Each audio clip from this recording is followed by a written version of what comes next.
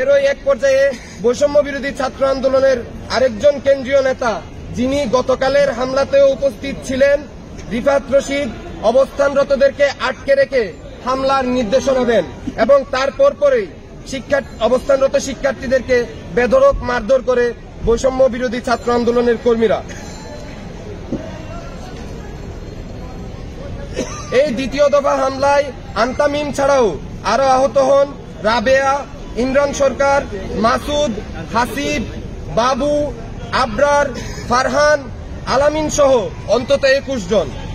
এ সময়ে সেখানে উপস্থিত সাংবাদিকদের গায়ে ধাক্কা দেওয়া হয়, তাদের ভিডিও ধারণ করা ফোনগুলো কেড়ে নেওয়া হয় এবং সেই ফুটেজগুলোকে মুছে দেওয়া হয়। আমরা শিক্ষার্থীদের উপর হামলার পাশাপাশি সংবাদ মাধ্যম ও গণমাধ্যমের উপর এরকম নগ্ন সন্ত্রাসী হস্তক্ষেপের প্রতিবাদ জানাই এবং এর বিরুদ্ধে যথাযথ ব্যবস্থা নেওয়ার দাবি জানাই। আহত 21 জনের মধ্যে 3 জনের অবস্থা আশঙ্কাজনক। তাদেরকে ঢাকা মেডিকেল কলেজ হাসপাতালে ভর্তি রাখা হয়েছে। উল্লেখ্য, আহত সকলেই জুলাই আন্দোলনের সক্রিয় যোদ্ধা এবং সম্মুখ সারির নেতা। হামলার বিচার চাইতে গিয়ে আবারও হামলার শিকার হয়ে আমরা মর্মাহত। বৈষম্য বিরোধী ছাত্র আন্দোলন কর্মীদের সন্ত্রাসী আচরণ এই প্ল্যাটফর্ম ও জুলাই অভ্যুত্থানের স্পিরিটের সাথে সাংঘর্ষিক। এটি জুলাই অভ্যুত্থানের স্পিরিটকে প্রশ্নবিদ্ধ করে তুলছে। হামলায় জড়িত সকলকে বহিষ্কার না করে প্রশ্রয় দেওয়া হলে আমরা ধরে নিব বৈষম্য বিরোধী ছাত্র আন্দোলনও ক্ষমতার কাছাকাছি গিয়ে ছাত্রলীগেরই পদাঙ্ক অনুসরণ করছে, দিনে দিনে তারই রং এবং রূপ ধারণ করে চলছে ক্রমাগত।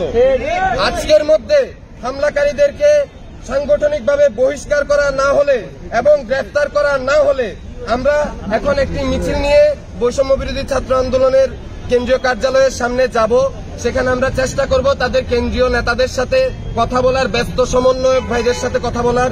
যদি তারা এই ঘটনার যথাযথ বিচারের একটা রূপরেখা আমাদেরকে দেখাইতে না পারেন, একটা গ্যারান্টি আমাদেরকে দিতে না পারেন, আমরা সেখানে আমাদের অবস্থান ধরে রাখব যতক্ষণ না পর্যন্ত এই ঘটনার সুষ্ঠু বিচার হয়। প্রিয় সাংবাদিক বন্ধুগণ, আমাদের মধ্যে যারা আহত হয়েছেন তাদের মধ্যে একজনের নাম ইমরান। এই ইমরান জুলাই আন্দোলনের একজন নির্ভীক যোদ্ধা। শহীদি তামান্নায় উজ্জীবিত হয়ে শরীরের হেন কোনো অংশ নাই যেখানে তার ছড়াগুলি লাগে নাই। তার মাথায় একটি বুলেট আছে হামলা চলাকালীন সময়ে, এখনো একটি বুলেট আছে। আজকে হামলা চলাকালীন সময়ে যখন বৈষম্য বিরোধী ছাত্র আন্দোলনের কর্মীদের বলা হয় যে ভাই আমার মাথায় আঘাত করবেন না, আমার মাথায় একটি বুলেট আছে, এর পর তার মাথা দেয়ালের সাথে বাড়ি দেওয়া হয়। এই হলো তাদের মুখে মুখে জুলাইয়ের স্পিরিট, আর এই হলো তাদের শিক্ষার্থীদের সাথে আচরণ। আমরা মনে করি এই যে সন্ত্রাসের রাজনীতি, এই রাজনীতির ধারা যদিও অব্যাহত থাকে তাহলে অচিরেই এই শেখ হাসিনার মতো পতিত ফেসিবাদ শেখ হাসিনার মতো আরো অনেকগুলো ছোট ছোট শেখ হাসিনা গড়ে উঠবে এবং তারাও একইভাবে দেশের সামগ্রিক অগ্রগতিতে বাধা রাখবে।